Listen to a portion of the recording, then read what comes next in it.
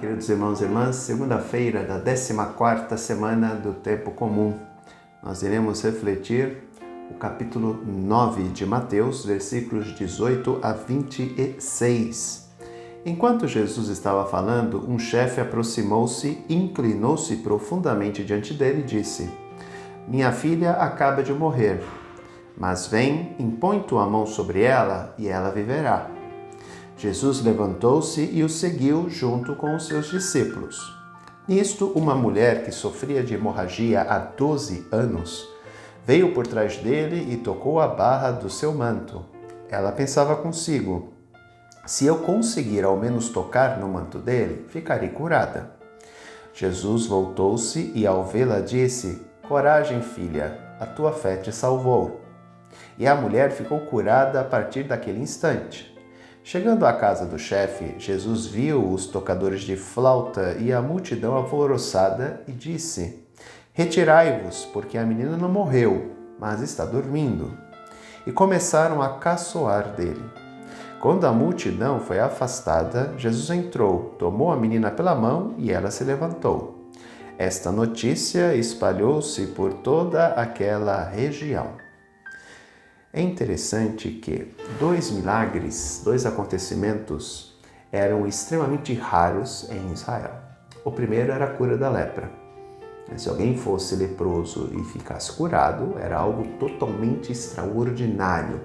Tanto que, para proteger a população, o povo, a pessoa que era leprosa e que por uma intervenção divina, ou seja, por um milagre, foi curada, ela deveria se apresentar ao sacerdote, a fim de que ele pudesse examinar a pessoa e confirmar se realmente aquela pessoa que era leprosa tinha sido curada daquele mal, a fim de que ela pudesse ser reinserida na sociedade. Se não, se o sacerdote não desse a carta, não desse o aval, a pessoa não poderia ser reinserida na sociedade. Ela deveria continuar vivendo à margem. Portanto, era um milagre extraordinário. O segundo era a ressurreição de um morto. Na Escritura, nós só temos um relato, pelo menos que eu me lembre, pode ser que tenha mais, do filho da viúva de Naim. Que Elias, melhor dizendo, ele se inclina sobre o jovem e ele ressuscita. Portanto, era algo totalmente fora do comum, algo extraordinário. Nós temos justamente um relato deste no Evangelho de hoje. Na verdade, temos duas situações bem complexas. A primeira era de uma mulher que possuía uma hemorragia já há 12 anos e ela não conseguia, por mais que buscasse a cura, ela não conseguia sanar esse problema nela. Esta mulher, sem falar nada, somente no pensamento, ela se aproxima de Jesus e toca o seu manto. Aqui nós temos uma demonstração importantíssima da fé daquela mulher. Devemos entender que para uma cura de uma pessoa, seja ela uma cura física, espiritual ou emocional, entenda-se emocional como psicológica, há a necessidade de uma fé profunda em Cristo ou em Deus. Já há diversos estudos na área científica, estudos científicos, que comprovam a eficácia na fé num processo de cura terapêutica. Ou seja, uma pessoa que tem fé, por exemplo, ela trata de um câncer. Uma pessoa que acredita em algo, uma pessoa que tem fé, qualquer tipo de fé, seja fé no transcendente, seja fé em Deus, seja fé em Alá, seja fé até mesmo na ciência, essa pessoa ela tem uma força, uma motivação a mais para alcançar a sua cura, ou seja, para lutar contra a sua doença. Portanto, a fé ela ajuda no processo de cura de uma pessoa, um processo de enfermidade.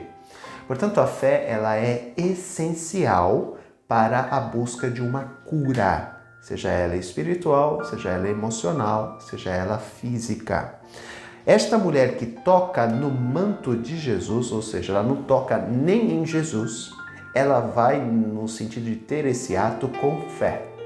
E é justamente a fé dela que faz com que ela alcance a cura. Tanto que Jesus se volta para ela e diz: "Coragem, filha, a tua fé te salvou. Aqui devemos entender uma coisa muito importante no processo de uma cura, tá? Todas as vezes, ou melhor, na maioria das vezes que Jesus ia curar alguém, ele perguntava: o que queres que eu faça? Seria até uma pergunta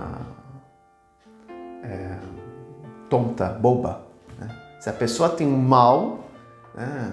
Por exemplo, a pessoa é paralítica, o que queres que eu faça? Mas aí temos que entender o sentido da pergunta. A pessoa tem que confirmar aquilo que ela quer. Tem que sair da boca dela. Eu quero que o Senhor faça isso. Primeiro aspecto. Segundo, a fé da pessoa. Aí alguém poderia dizer, mas Deus é todo poderoso, Ele poderia curar mesmo se a pessoa não tivesse fé. Sim, só que se o ser humano não participa do processo, ele pode ser em vão. Entenda. Se eu participo de um processo, eu vou dar muito mais valor àquele processo que eu participei do que se eu não participar. Portanto, se eu tenho fé em Deus e Ele me concede aquela graça, Ele me concede mediante a minha fé. Ele poderia me conceder sem a fé? Pode, e há casos que isso acontece. Não vou dizer que não. Só que se eu participo com fé, a minha fé é fortalecida. Portanto, há um crescimento espiritual quando isso ocorre.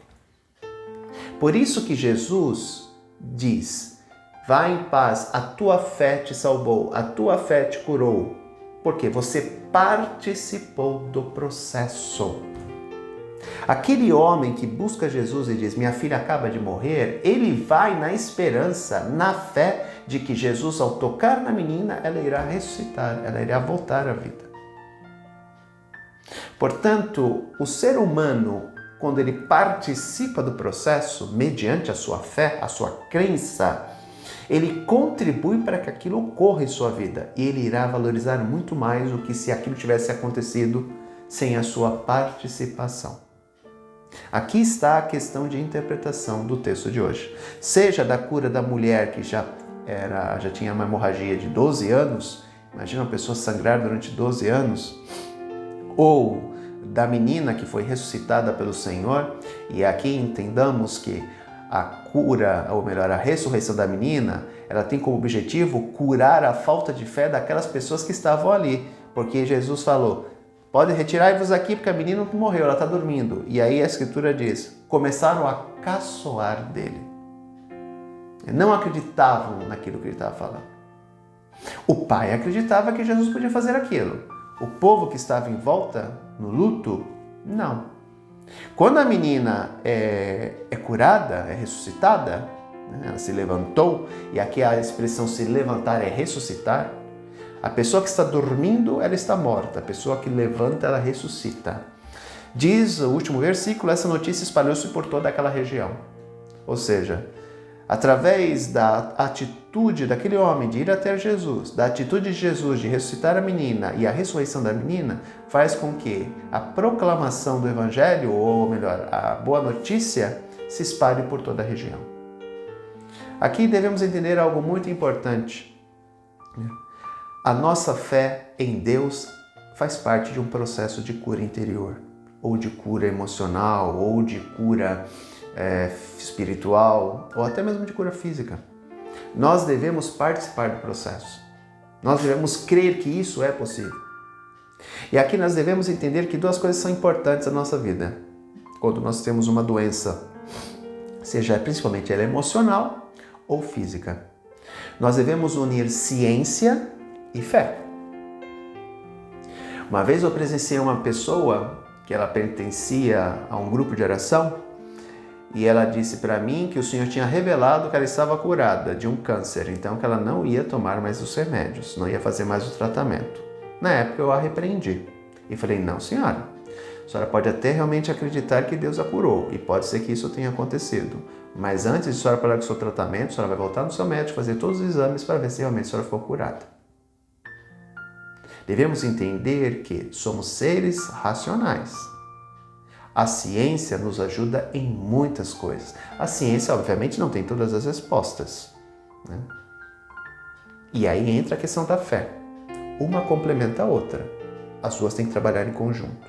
Portanto, para buscar uma cura, eu tenho que buscar todos os meios que estão à minha disposição a nível físico, ou seja, a medicina, a ciência e a fé.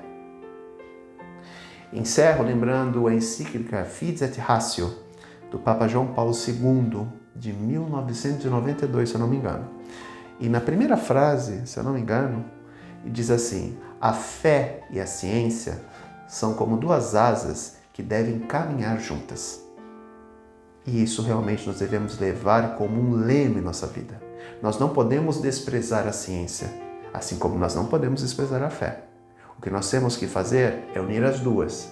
Se fizermos isso, com certeza construiremos uma vida melhor para nós e para todos aqueles que nos cercam. Um grande abraço, até amanhã, se Deus quiser. Tchau.